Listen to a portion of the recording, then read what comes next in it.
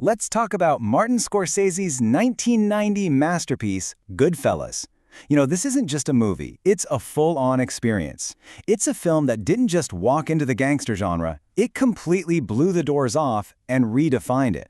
So, what's the secret sauce? What makes this film so legendary, even all these years later? Well, that's exactly what we're going to break down. And look, that quote up there, that's not just hype. For real. For more than 30 years, Goodfellas has been the gold standard. It's the movie that every other crime film kind of has to measure itself against. So let's really get into it and unpack why. At its core, what makes this film a masterpiece is how it just plunges you headfirst into the world of organized crime. And the real kicker? It's all based on a true story. We're talking about a real-life mob guy, and that gives it this layer of raw, brutal honesty that you can't make that stuff up. Now, this whole seductive, crazy story is really anchored by the journey of one guy, Henry Hill. We meet him as this wide-eyed kid who absolutely idolizes the local wise guys, and we stick with him as he becomes a major player himself in a powerful crime family. But here's the thing, and this is so important. We see everything through Henry's eyes. Scorsese puts us right inside his head with this constant voiceover, like he's telling us a secret. And by doing that, he kind of makes us part of it. We feel that incredible rush of money and power right there with him, which makes the whole thing coming crashing down feel, well, it feels personal.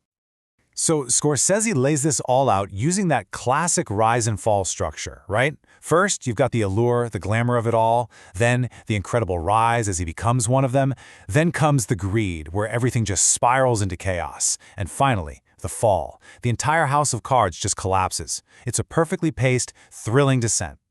And woven into that whole story are these huge universal themes. The film is a masterclass on the seductive nature of power. It digs deep into that razor-thin line between loyalty and betrayal, and it really shows you how greed just poisons everything it touches. Ultimately, it reveals that these guys who think they're in control, it's all just a dangerous illusion. Okay, so you have this incredible story, but a story this intense, it absolutely needs unforgettable actors to make it work. And let me tell you, the performances in Goodfellas are nothing short of legendary.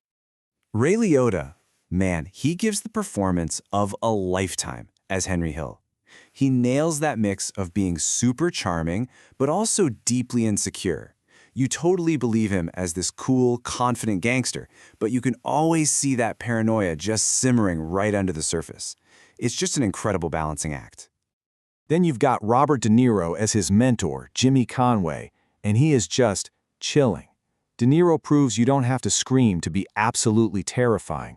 For Jimmy, the threat is all in his eyes, in the quiet moments. It's this cold, calculated performance that creates one of the most unsettling characters, maybe ever. And then there's Joe Pesci as Tommy DeVito.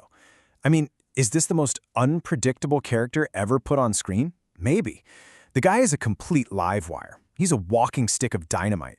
One second he's hilarious, the life of the party, and the very next he's committing some of the most shocking violence you've ever seen. Pesci is electrifying and genuinely terrifying all at once. And hey, it wasn't just audiences who thought so. The Academy agreed. That performance was so powerful, so unforgettable, that it earned Joe Pesci the Oscar for Best Supporting Actor. Talk about a well-deserved win. It absolutely cemented Tommy DeVito as one of the greatest movie villains of all time. But of course, all these incredible performances are being guided by the man behind the camera, Martin Scorsese. You just can't separate this film from its director. His signature, his style, is stamped on every single frame. The energy of this film is just relentless. There is no fat on it. The editing is lightning fast. The camera is always moving.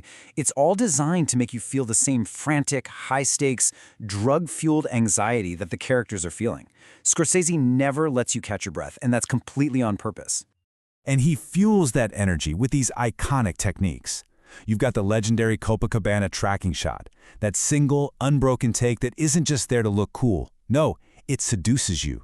It pulls you past the line with the regular folks and drops you right into Henry's world of power. Then you've got the freeze frames that literally stop time to say, hey, pay attention to this moment. And of course, that incredible soundtrack. The pop songs aren't just background noise, they're telling the story. So, when you put all that together, what do you get? Why does Goodfellas still have such a powerful grip on us all these years later? What makes it so much more than just another gangster flick? It's because, at its heart, it's not really about the mob at all. It's a deep character study. It's about ambition, it's about temptation, and it's about the human price you pay for living a life without any rules. It's just so raw and honest in a way most films are afraid to be, and that is what makes it a classic. And its influence? It's just undeniable. I mean, you can draw a straight line from Goodfellas to modern epics like The Sopranos. Its style, the way it uses voiceover, that mix of dark humor and shocking violence, it basically created a new language for telling crime stories that filmmakers are still using today.